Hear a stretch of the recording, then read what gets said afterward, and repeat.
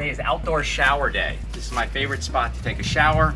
I don't think in 20 years I've taken a shower indoors. One of the notes we got from a friend that was staying is that it was dark and needed a little bit of ventilation. So I've added, to take care of the lighting in the evening, an LED light, which really glows nicely in the evening. And that just hangs right on the wall. One of the things I like to do for this project is stay hydrated. So this is the previously shown foot washer. It has a multiple different settings for adjusting the water flow. I like to keep the spritz. I like to stay hydrated with a beverage. Kept here in the shade. This is also at the height, which is really convenient for having a drink. Okay, so to get the ventilation, what we're gonna do is add a cupola.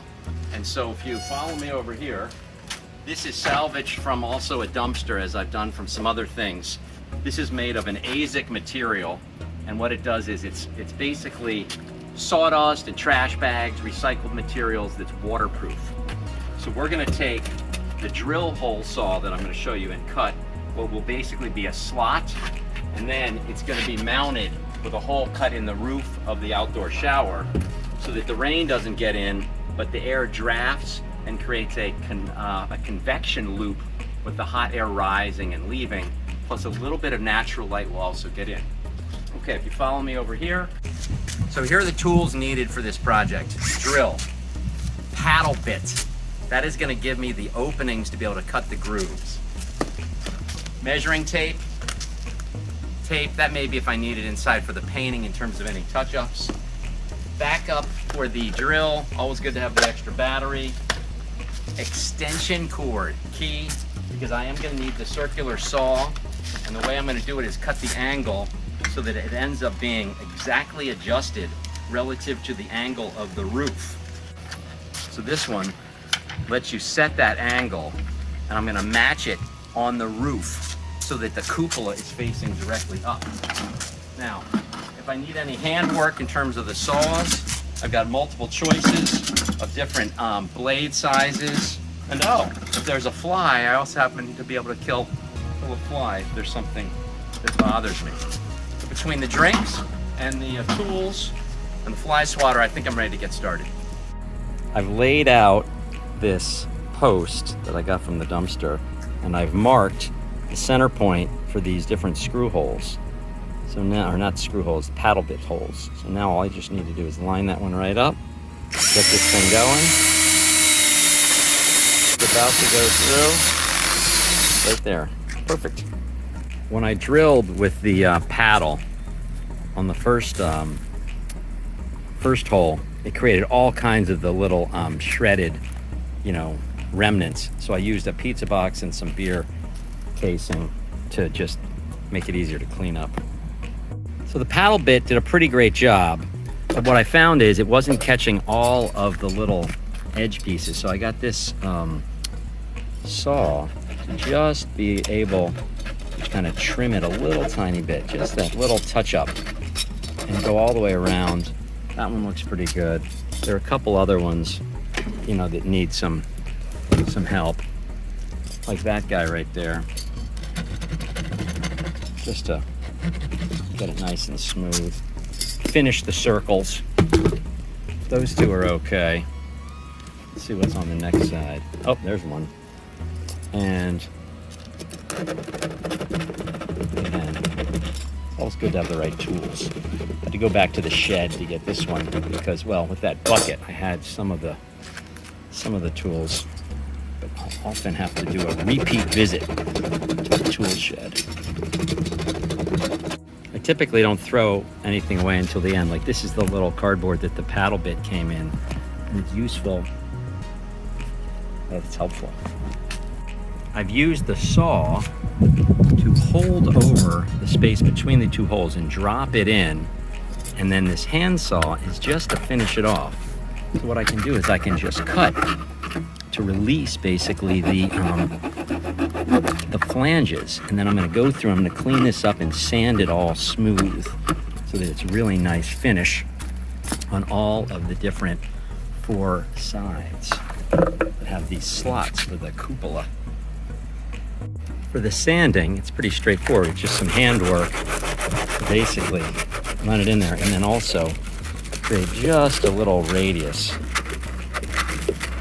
to really get that going. The sanding is complete on all 4 sides, and I've measured off the angle so that when I cut this to fit, it will match that angle of the actual pitch. And then the flange will come down on the inside and rest parallel to this board.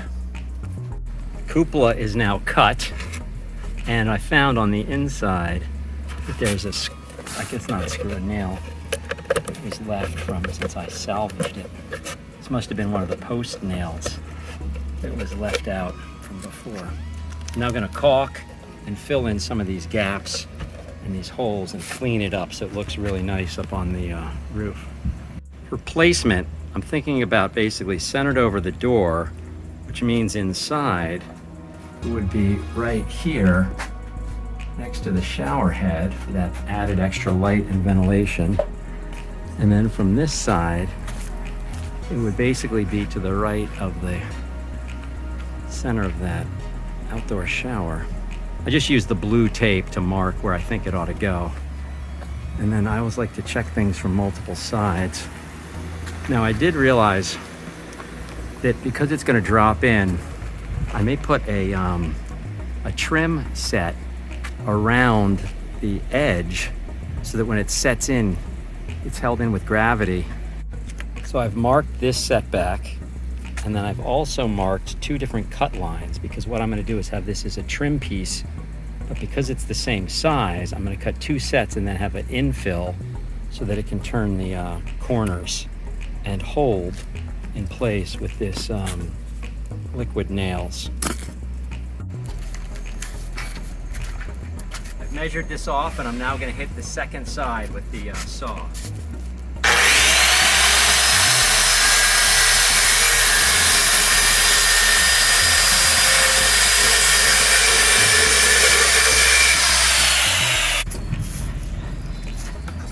Now that I've cut both sides, I'm going to do the hand work, which is cutting it just to get the final pieces off. It's not ideal to have to use the handsaw, but it's really much easier than getting the circular saw in there, because I can really risk ruining the cut. Almost done with this.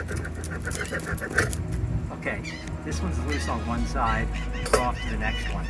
I got the bead of the liquid nails on, and then what I like to do is set it, and it's actually going this way. I like to set it and press it in, and then pull it off. So what you do is you increase the tackiness by having it sort of reset in that position. And then the way I've got this built out, I'm going to end up having to caulk it a little bit, but it's going to be the strip across the base. Do the same thing on the sides, and then tighten it all up.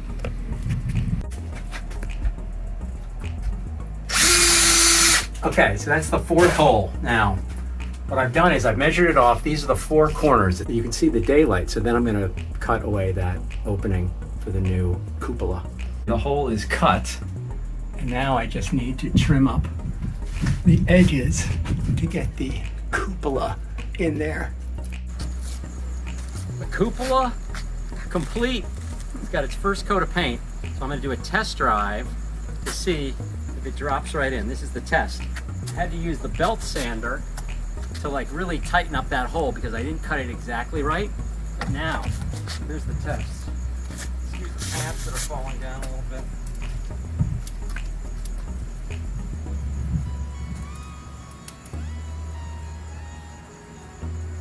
Look at that. Ventilation, natural light coming in. Let's take a look inside. So let's walk over this way into the shower. Because before it was totally dark and you needed the artificial light. Wow. Latch is shut. So check this out. I'm giving myself some props here. There is the little skylight with the 4 ventilation slots.